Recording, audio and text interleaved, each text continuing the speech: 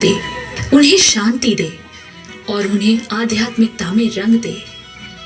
वहां उकृत एक एक छवि उन्हें श्रृंगार और सुंदरता से ओतप्रोत कर दे, उनके जीवन में कला भर दे।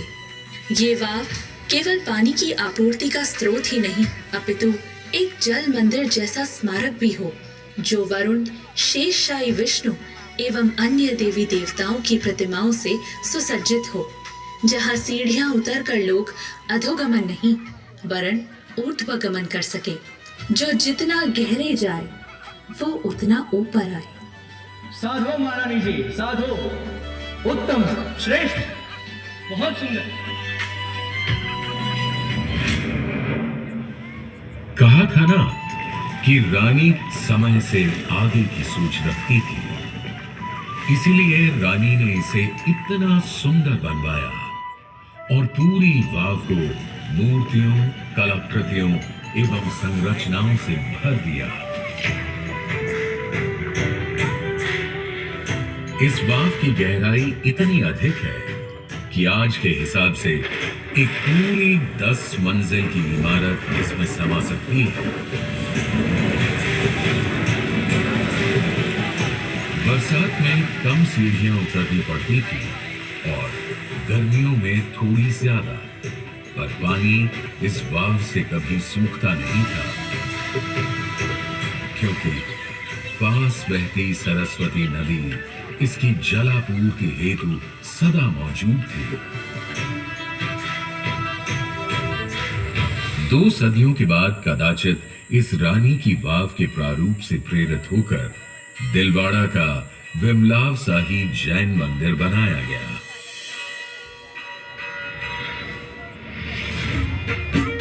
पट्टन यानी आज का पाटन तब गुजरात की राजधानी था और उसका एक नाम अणहिलपुर भी था।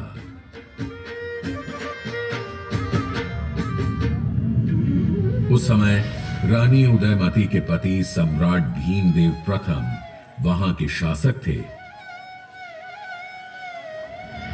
ईस्वी सन 1022 से 1064 तक चले उनके शासन के दौरान गुजरात ने बहुत प्रगति की और विविध निर्माण देखे। मोढेरा का सूर्य मंदिर भी उन्हीं के राज्यकाल में बनाया गया था। किंतु उनका शासनकाल कोई आसान समय नहीं था।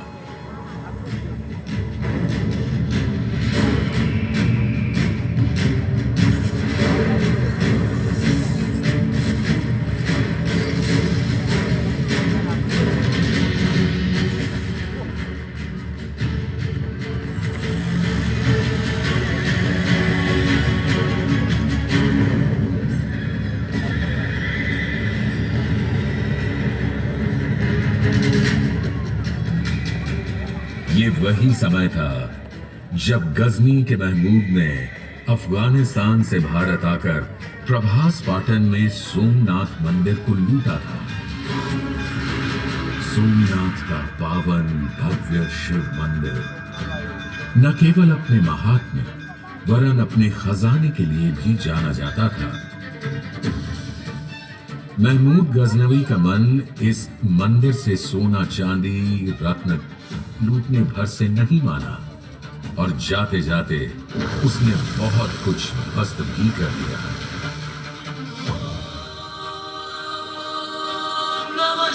ये तो कुछ वीर भक्तों का साहस था कि जो इस आक्रमण के बीच भी वे ज्योतिर्लिंग को बचाकर ले गए।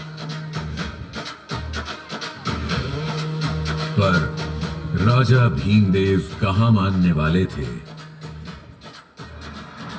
उन्होंने जल्दी ही फिर से अपने सारे संसाधन, धन, बल को वापस जोड़ा और भग्न सोमनाथ मंदिर का पुनर्निर्माण करवाया।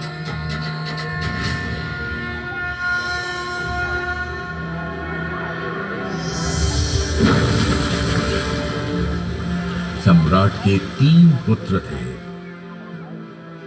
मूल राजा, क्षेम राजा और कर्ण। राजा के स्वर्गलोक से धारने पर पटरानी उदयमती और भीमदेव के पुत्र राजकुमार कर्ण ने गद्दी संभाली।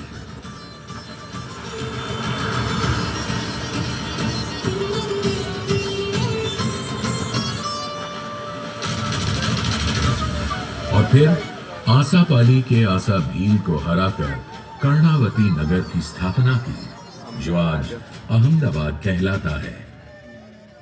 राजा भीमदेव और रानी उदयमती ने मिलकर त्रिपुरुष प्रसाद, भीमेश्वर और कई शिव मंदिरों का निर्माण करवाया।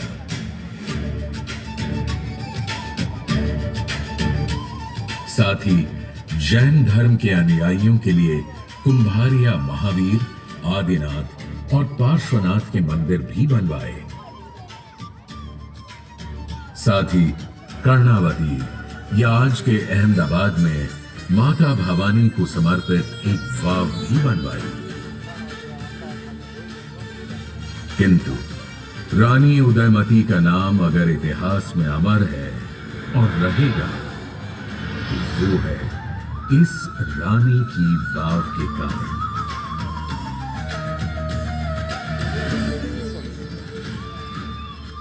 यह वाव 64 मीटर लंबी, 20 मीटर चौड़ी तथा 27 मीटर गहरी है और यह भारत में अपनी तरह की अनूठी वाव है। रानी उदयमती ने अपनी इस वाव को गहरा बनाने के लिए 7 तल में इसे बनवाया और हर तल में नए प्रकार की कला अभिव्यक्ति के पटल प्रस्तर खंडों पर खुदवाए। कहीं भगवान, देवी देवता, कहीं अवतार, कहीं यक्ष यक्षणिया, कहीं अप्सरा गंधर्व, कहीं पशु पक्षी, कहीं कथा चित्र, कहीं महाकाव्य, कहीं आम नागरिक और कहीं उनकी वेश और केशभूषा। साथ ही कहीं कहीं बड़े ज्यामितीय आकारों का आकल्पन रानी की वाव को अद्भुत सौंदर्य प्रदान करता है। अब इन्हीं को देख लीजिए। जी नहीं, यह पाटन की पटोला साड़ी की डिजाइन नहीं, इसी वाव की दीवारों पर उकेरे गए अलंकरण का एक हिस्सा है। शायद वास्तुशिल्पियों ने पाटन की पटोला साड़ी से प्रभावित होकर उसकी अनुकृति यहां बनाई होगी या इनसे प्रेरणा ली होगी साड़ी के बुनकरों ने। वैसे साड़ियों में पाटन की मसरू भी कम नहीं, जिसमें ताने में रेशम और बाने में सूत ऐसे बुना जाता है कि एक ही साड़ी में रेशम की चमक और सूत की गमक शामिल होती है। और ये कोई दशावतार पटल नहीं, इसी वाव में स्थित मूर्ति पटल है।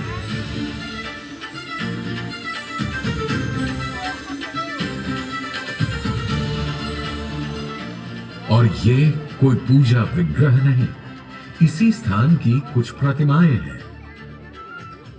हर स्तर पर परत दर परत बनी है पत्थर पर उकेरी गई 500 से अधिक मूर्तियां।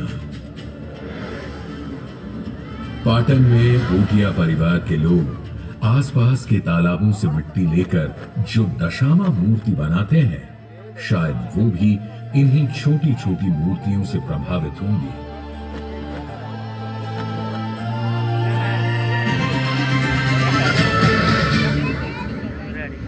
इन छोटी छोटी मूर्तियों में भी नजर आते हैं सुंदर और विस्तृत वर्णन। देखिए इन अप्सराओं के केश विन्यास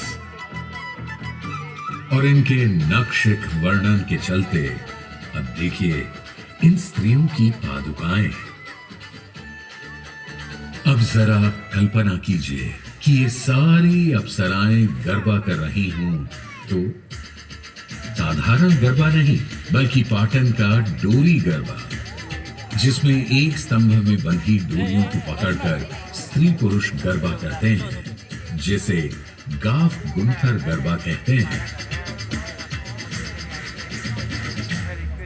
पशु पक्षियों और प्रकृति के चित्रण में भी मूर्तिकारों का जादू साफ नजर आता है। वैसे पौराणिक कथानक तो रोचक, मनमोहक, शुभ और शिक्षाप्रद हैं ही, किंतु कुछ कम नहीं है इस विशाल वाव के ओझल हो जाने और फिर मिलने की कहानी।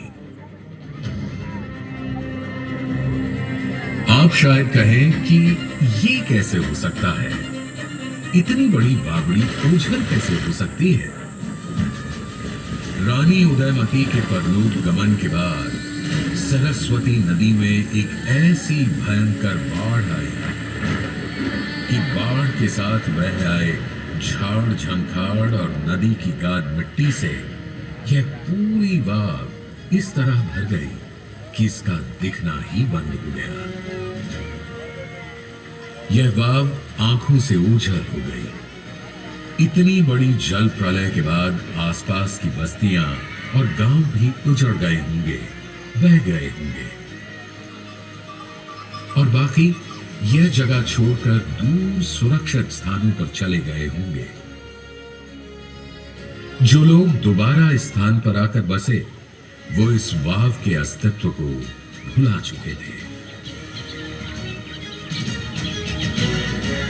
किंतु कहते हैं ना, हर दुर्भाग्य में भी कुछ ना कुछ सौभाग्य छिपा होता है।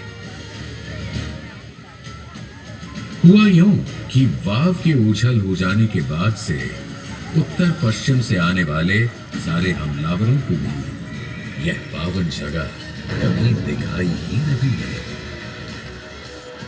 वरना हिंदू देवी देवताओं से सुशोभित वास्तुकला का यह अनूठा उदाहरण उनके आक्रमण और विध्वंसक हथौड़ों से कभी बच ही नहीं सकता था। सौभाग्य से सदियों तक यह रानी की वाव किसी गड़े हुए खजाने की तरह भूमि में सुरक्षित दबी पड़ी रही। कभी कभार कोई लेखक या इतिहासकार जनश्रुतियों के आधार पर यहां ऐसा निर्माण होने का जिक्र भर कर देता था। राजपूताना के इतिहास को खंगालने वाले अंग्रेज इतिहासकार जेम्स टोड ने 19वीं सदी के आरंभ में अपनी पुस्तक ट्रैवल्स इन वेस्टर्न इंडिया में लिखा, इस स्थान पर कभी एक वाव हुआ करती थी। पूरी 7 सदियों बाद सन 1890 में एक अद्भुत घटना हुई। તું મારો પેલો ક્યારે દઈશ? અરે આપી દઈશ હવે 2 દિવસમાં. અરે 2 દિવસ મારે બોલશે મમ્મી. તો ચાલશે હવે. ભાગ बुरा ना पकड़िया तो ले जाएंगे. चल. बच्चों बच्चों, अब जरूर बात हम तुमको पकड़ने के लिए नहीं आए, हम तुमसे बात करने के लिए आए हैं। हमारे साथ जो भारतीय है उनसे पूछो। हाँ छोकरो, आ बुराओ बहुत सारा लोगों से, ये लोग तुम्हारे गांव में वाव ढूंढने आए हैं। बकरी ढूंढोगे कैसे जब बकरी है ही नहीं? मतलब जब वाव होगी तब तो मिलेगी. हमारे गांव और आसपास कोई वाव नहीं है. हम नदी में से पानी लाते हैं. ठीक ठीक कह रहे हो तुम। वाव तो कब का खो चुका, मगर बच्चों आसपास में कोई पुराना मंदिर, कोई पुराना मूर्ति कुछ देखा? पुराना मंदिर तो नहीं, पर एक पुराना खंबा है। क्या तुम हमें वहां ले जाओगे? देखो हम तुमको बहुत सारी स्वीट्स देगा, मिठाइयाँ देगा। मैं दिखाता हूँ आपको. चलो. हाँ चलिए चलिए। चल.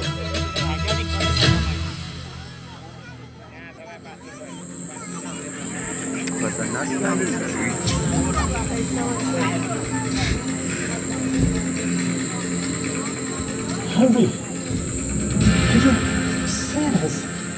Yes, James. That seems to be a groove to support the rope. There must have been a pond over here. Yes. The James Road was not wrong. That's right. There used to be a water hole here. And this soft rock clearly indicates us there could be a step well or pond here. That's correct. Jordan, आज रात हम लोग tent यहीं पर लगाएंगे और कल से इधर खुदाई शुरू होगी, ओके? Yes sir. इतिहासकार और पुरातत्वविद हेनरी कजिन्स और जेम्स बर्जेस को केवल कुएं के सबसे ऊपर का पानी खींचने का गरारी स्तंभ और कुछ खंभों के हिस्से दिखाई दिए। इन्हें देखकर उन्होंने अनुमान लगाया कि यहां अवश्य एक बड़ा सा गड्ढा है, किंतु उसमें क्या है पता लगाने के लिए बहुत गहरे जाना आवश्यक था और उनके पास इसका समय और साधन नहीं थे। अभी रानी की वाव को पहचाने जाने में 50 साल और लगने थे।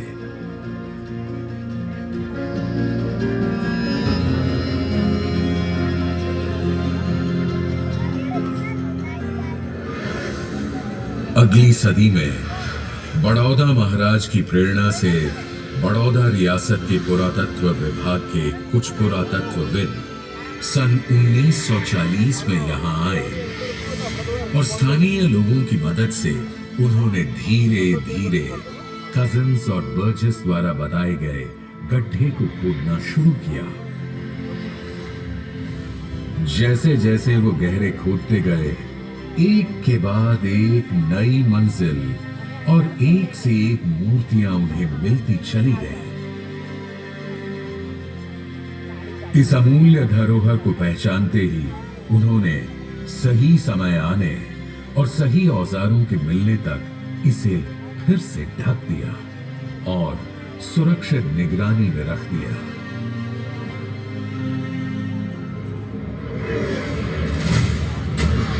इसके 40 वर्षों बाद इस वाव के भाग्य फिर जागे जब सन 1981 में भारतीय पुरातत्व सर्वेक्षण इस जगह पर विधिवत उत्खनन का काम शुरू किया। जैसे जैसे पुरातत्वविद अपने हाथों, ब्रशों और फावड़ों की तेज धार से मिट्टी हटाते गए, एक नया संसार जमीन से बाहर आने लगा।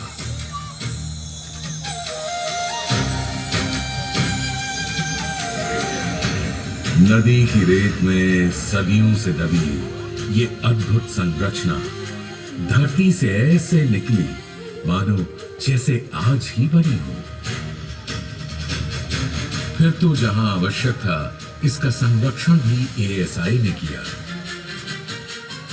संसार ने आज तक कहीं भी ऐसा तेजोमयी निर्माण नहीं देखा था जो सदियों के बाद भी अपने निर्माण के समय की ताजगी और चमक के साथ उजागर हुआ हो। उत्खनन में रानी उदयमती की एक प्रतिमा भी प्राप्त हुई जिसे सुंदरता के, शुभता के, वास्तुशिल्प और कला के सभी प्रेमी आज भी शीश नवाते हैं।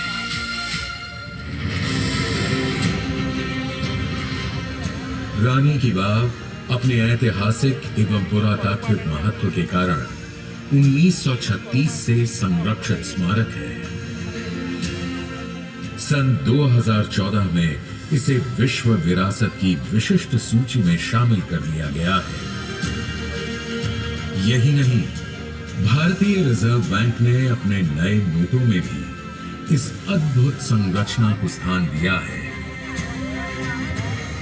संसार की कदाचित सबसे सुंदर इस अनोखी वाव को देखकर यूनेस्को ने कहा वाव, और आज यूनेस्को हेरिटेज लिस्ट में शामिल यह वाव भारत ही नहीं सारे संसार की साझी विरासत है।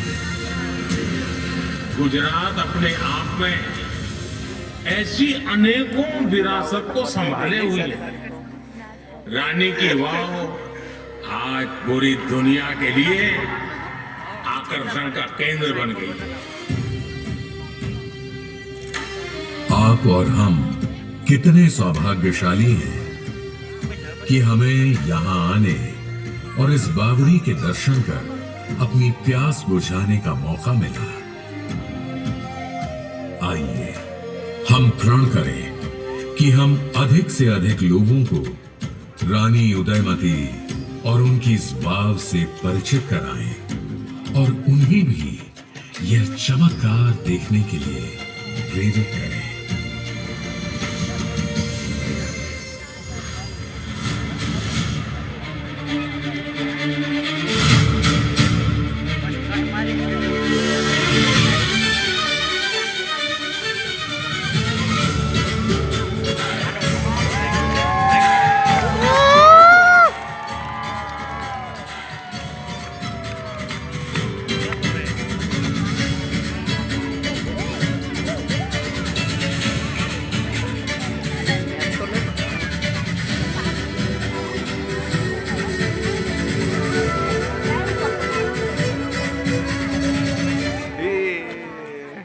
Kaso,